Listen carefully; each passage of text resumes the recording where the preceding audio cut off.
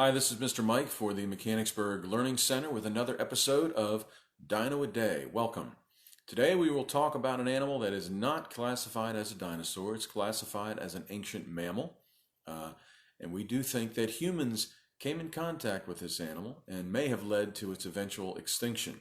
The animal is called Megatherium. This is what Megatherium looked like. Big furry beast, related to today's sloth. That's how you spell its name, Megatherium. Long claws, not a particularly large head, and you can just barely see back here what was a very long, strong tail. When this beast got up on its hind legs like this, it would be about 16 feet tall. And when it was stretched out from the tip of its nose to the end of its tail, it was about 20 feet long. So this was a big animal. In fact, it was one of the biggest land animals ever. Not quite, about the size, honestly, of an elephant. Not as bulky, but about, in terms of height and length, about the size of an elephant. There were animals larger than that, but Megatherium was up there. So, the bones were discovered by a gentleman named Manuel Torres back in 1788, and it was eventually named in 1796 by a famous anatomist named Georges Cuvier, who made a couple of mistakes, felt that this thing burrowed and dug big holes. Well, you got a 20-foot animal that weighed a lot. Probably trees wouldn't be able to hold it, so it was definitely a terrestrial animal.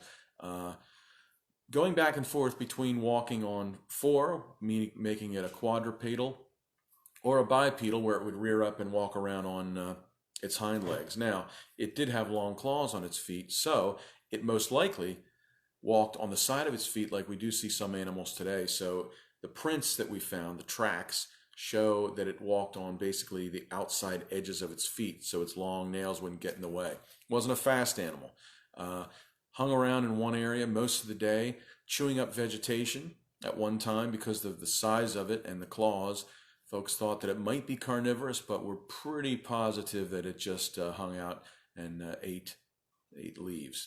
So this existed way back about 5 million years ago, all the way up until about 10,000 years ago, which is why we propose that it probably was attacked and eaten by our ancestors, some Homo sapiens. In fact, there was a related species to this called Megalonyx, and they found a Megalonyx femur, which is the long thigh bone, with some particular interesting chip marks in it that appear to be made by a human-made tool. So we're pretty sure that we feasted on Megatherium, which may have led to its demise. Interestingly, that same species I just mentioned, Megalonyx, also had its proper name. Remember, we talk about animals having two names. Tyrannosaurus rex. So this was Megalonyx jeffersoni. Jeffersoni happens to be the name of our third president, Thomas Jefferson, who actually wrote some information about a giant sloth. So it is related to the little sloths that hang out in trees, but as I said, this is much bigger.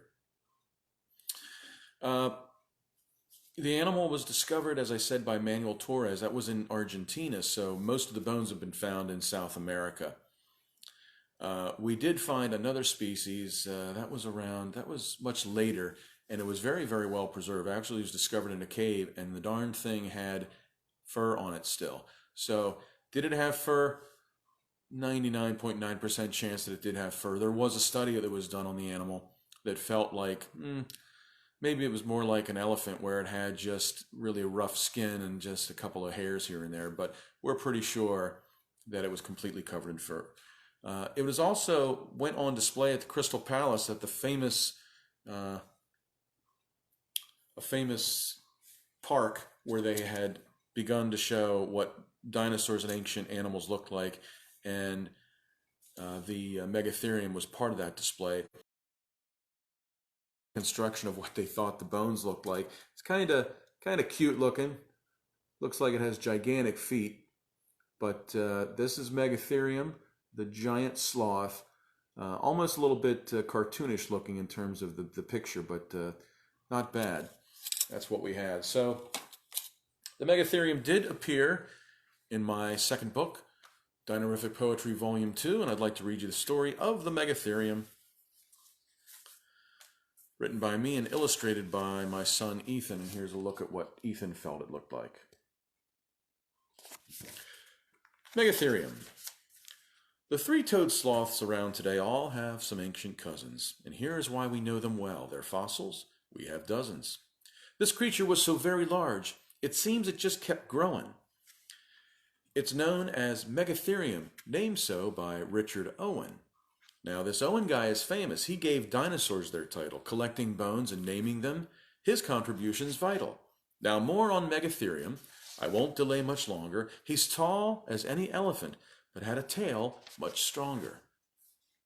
He gobbled the leaves from treetops as he used this tail for balance. It's just another way he made best use of all his talents.